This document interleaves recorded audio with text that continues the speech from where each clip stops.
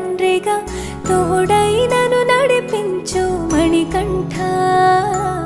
కష్టాలే తరిమినా కన్నీరే ముంచిన నీవే నాకు దిక్కు కదా అయ్యప్ప.